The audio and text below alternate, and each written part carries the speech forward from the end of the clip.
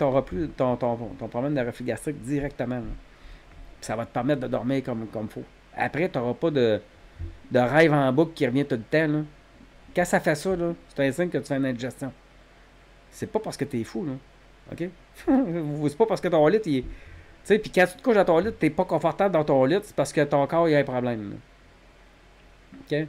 Puis, fait que pour ça, je pense qu'on a compris. Fait que je vais te parler un petit peu d'anxiété, puis de sommeil, de problèmes de sommeil. Parce que souvent, le monde me dit je fais de l'anxiété. Je veux me faire arrêter de travailler, je fais de l'anxiété, je dors pas à nuit. Mais comme je disais tantôt, sauf que souvent, ce qui arrive, c'est que c'est pas de l'anxiété. C'est des remords de conscience qu'ils ont. Fait qu'eux autres, peu importe les pilules qu'ils vont prendre, là, le lendemain, ils vont s'en rappeler là, de ce qu'ils ont fait à l'autre, là, qui fait le pas bien. Là. Les pilules ne fonctionneront pas. Ils sont pas faites pour ça, les pilules. De l'anxiété, c'est de s'inquiéter maladivement pour le futur.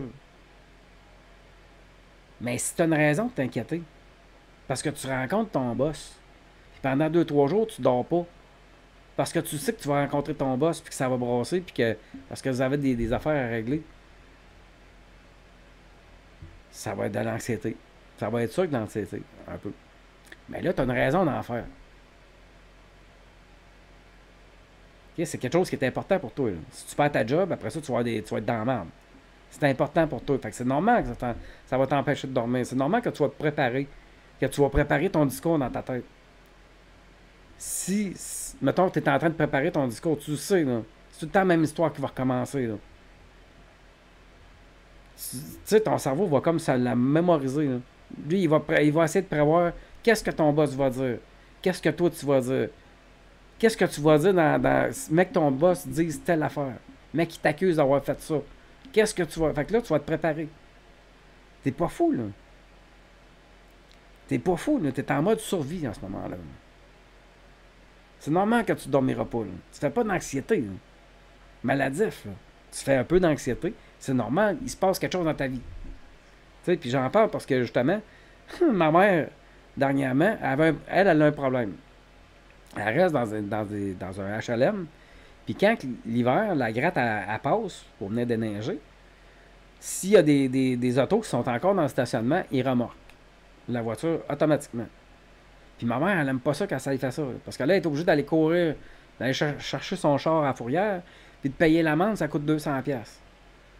Fait que ça la stresse. Ça la fatigue. Elle est toujours en train de checker dehors, voir s'il neige. Elle se lève le matin, elle check dehors pour voir s'il faut qu'elle tasse son char. Ça la fatigue. Elle n'a pas de cellulaire. Elle peut pas recevoir d'alerte. Là.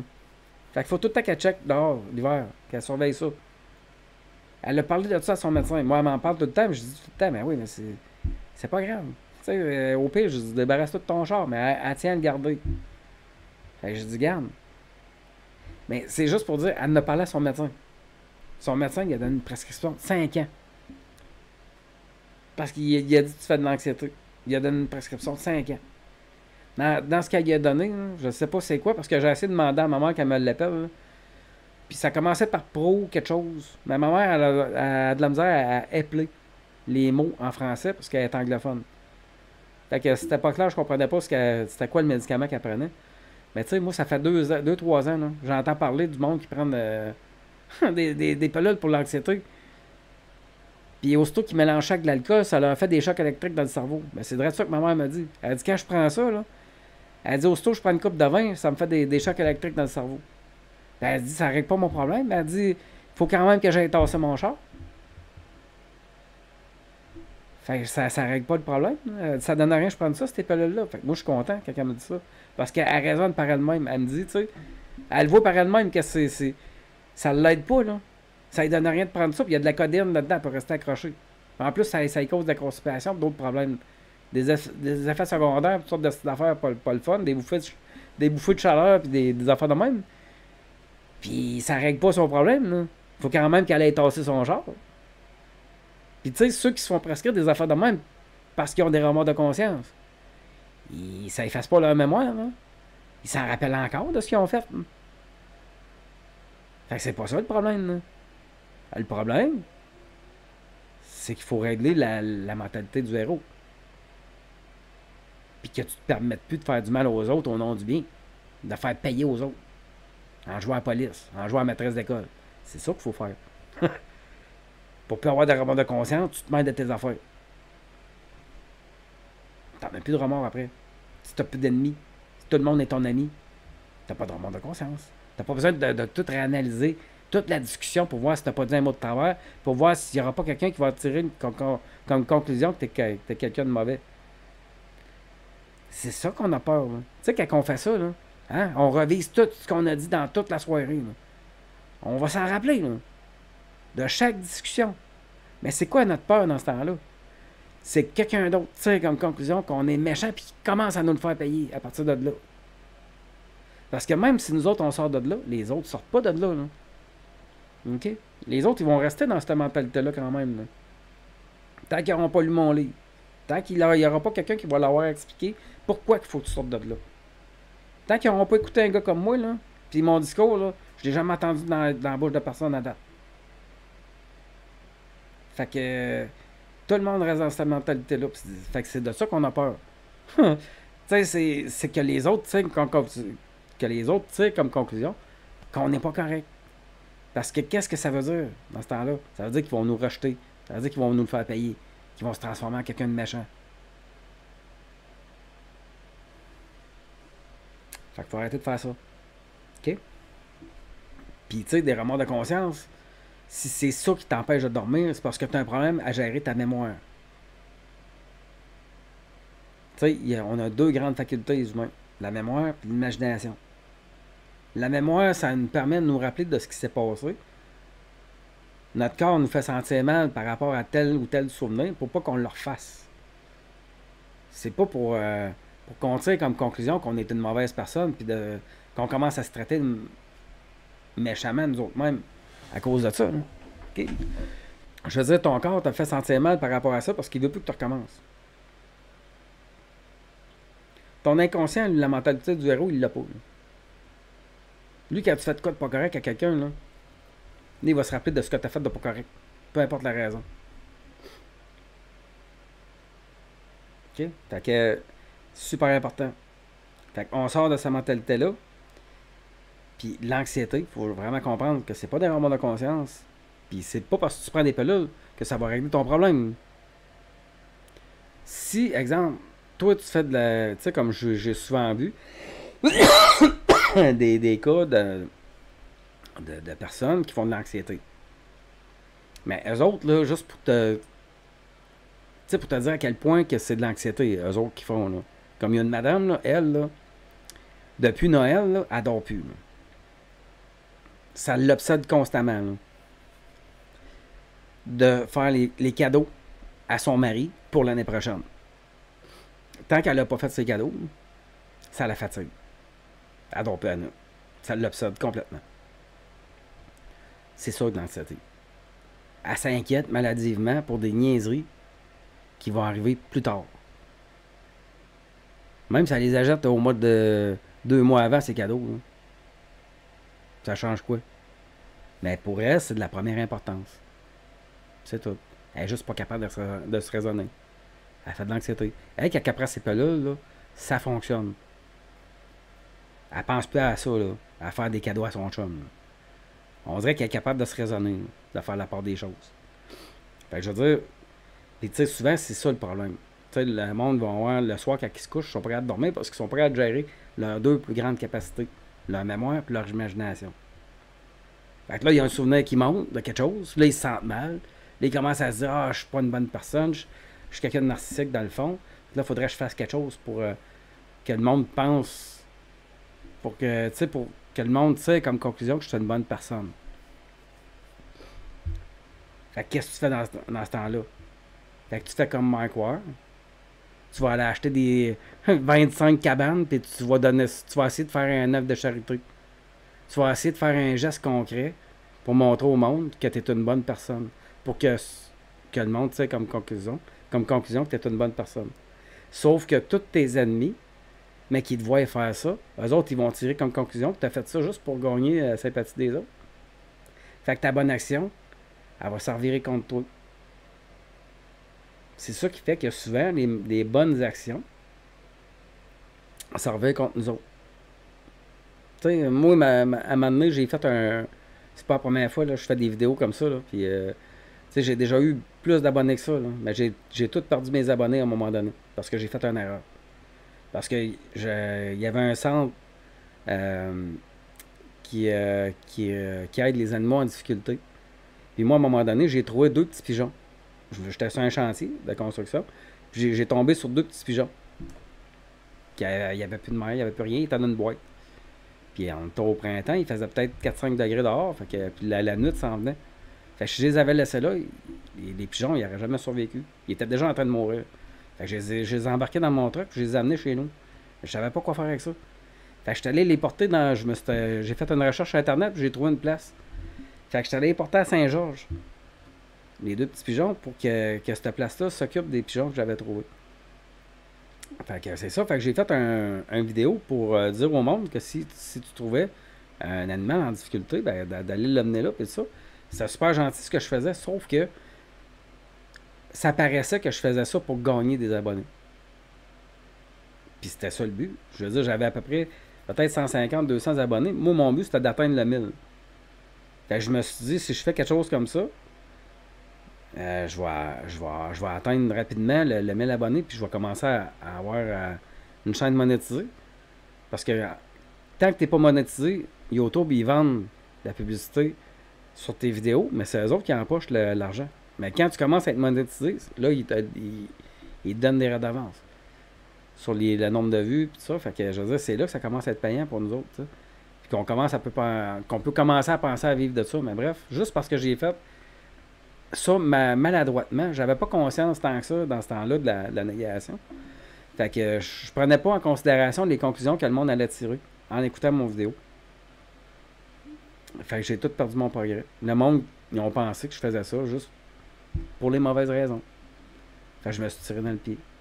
Fait que ça m'a coûté full d'argent. Ça m'a coûté peut-être 1000$ faire de la promotion pour faire une vidéo pour qu'il y ait beaucoup de vues, cette vidéo-là, pour que le centre qui recueille les animaux, là, SOS Dolittle, pour qu'eux autres ils reçoivent des dons. Et elle, ça a fonctionné. Elle a reçu plein de dons. Après que j'ai fait mon vidéo, mais moi, ça a eu un effet négatif pour moi. C'est juste parce que c'est à cause de la négation. Puis à cause de la mentalité du héros, les conclusions qu'on tire, tout ça, puis ça a fait la même chose avec Mike Ward. Quand il a acheté 25 maisons pour itinérants. À Montréal, ils n'ont même pas voulu rien savoir de ces cabanes. Fait que ces cabanes, ils ont fini à Victoriaville et à Drummondville.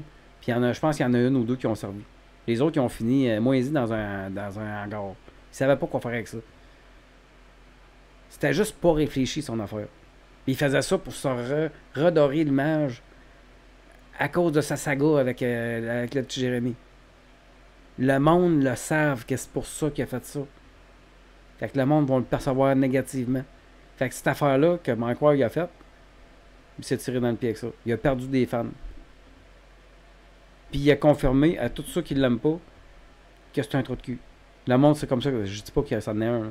Mais pour eux autres, ça a été la confirmation que Mike Ward, il est prêt à tout. Juste pour gagner la sympathie du monde. Malgré le fait qu'il a ri d'un handicapé pendant des années. Je suis pas en train de faire son procès. Je vais juste vous expliquer la négation. Puis notre manie de faire des cannes gentils mauvais. Puis à quel point. Puis c'est ça qui explique pourquoi que souvent, quelqu'un fait des bonnes actions, mais que c'est perçu négativement par le monde. C'est comme si moi, je m'en vais avec mon cellulaire, je m'en vais voir un itinérant, je donne 20$, mais je me prends un selfie avec. Même, tu sais, l'itinérant va pouvoir manger avec ça. J'ai rendu service, je me suis privé de 20$. Mais pourquoi que le monde sur Facebook, ils vont le percevoir négativement? Ben, parce que c'était évident. Tu sais, si ça avait été un geste de générosité, j'aurais pas pris un selfie avec ça. J'en aurais pas parlé. J'aurais tenu ça mort. J'aurais juste arrêté entre moi et lui. J'aurais donné de l'argent. Mais là, j'utilise ce moment-là pour dire au monde que regardez le monde comment je suis gentil. Fait que c'est certain que le monde va le percevoir négativement. Même si j'ai les meilleures intentions du monde. OK? Fait que c'est ça la négation. Fait que c'est pour ça que c'est important de savoir ça. OK? Puis après ça, ce qui va t'empêcher de dormir, c'est souvent ça. C'est la mémoire, tout ce qu'on se rappelle qu'on a fait de méchant aux autres, ou notre imagination, qui va s'en venir dans le futur. Quand c'est l'imagination qui t'empêche de dormir, c'est souvent parce que tu manques de confiance en toi. Fait que tu peux faire des affirmations positives pour regagner confiance en toi. Parce que, tu sais, souvent, si c'est notre imagination qui nous empêche de dormir et qu'on fait de l'anxiété, c'est parce qu'on pense, exemple, que, mais qu'on soit rendu à l'épreuve qui nous attend, qu'on ne sera pas capable de la gérer là. Mais oui, tu vas être encore la même personne, avec les mêmes facultés mentales, tu vas être capable de le gérer là. Fait que tu déliras avec le problème rendu là. Fait que c'est pour ça, moi je dis tout le temps au monde dans ce temps-là, essaye juste de te dire si c'est ton imagination le problème. Tu sais, fais-toi un classeur en avant de tes yeux, là, quand t'es couché le soir, puis quand t'as une idée qui te montre, là, si c'est un souvenir, mais aller dans la section souvenir. Si c'est ton imagination, mais aller dans le côté imagination. Ça va te permettre de faire la part des choses. Puis de déterminer, tu sais, de bien cibler qu'est-ce qui est quoi. OK? Tu as une idée qui va te monter. Tu sais, si tu commences à faire ça, tu vas savoir tout de suite, bon, ça c'est ma mémoire. C'est un souvenir, c'est de ma mémoire. On met ça dans cette section-là. Dans le savoir de la mémoire. Tu trouves ça, le savoir de la mémoire, imagination. Souvenir. Quand c'est un souvenir, c'est pas dangereux, c'est ton expérience. C'est pas ça qui va t'empêcher de dormir. C'est souvent ce qu'on va se projeter dans le futur. On a une rencontre avec notre boss.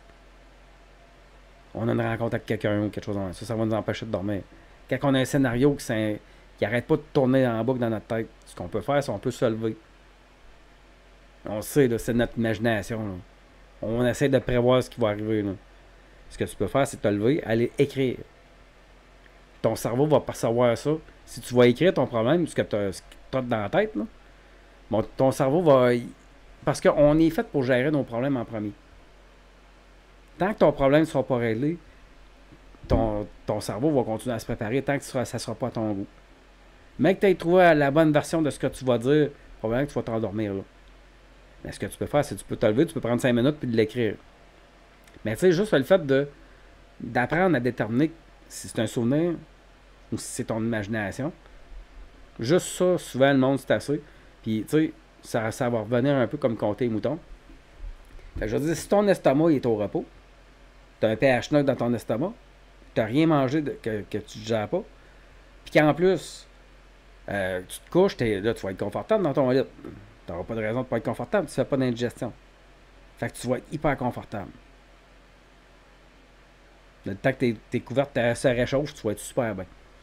Fait que là, si tu as des idées qui te montent, ben t'es classe. T'es classe, puis si c'est de l'anxiété, si c'est quelque chose qui s'en vient, qui t'empêche de dormir, tu te lèves, tu t'en vas l'écrire, tu te recouches. Tu vas régler ton problème. Fait que tu vas être capable de dormir. Fait que tu vas récupérer. Fait que là, si ton système digestif est endommagé, il va se réparer pendant la nuit. OK? Puis, c'est très important aussi de faire attention au sirop de maïs. Parce que ça dérègle tout notre système digestif. Puis, on n'est pas fait pour manger autant de fructose. Le sirop de maïs, c'est ça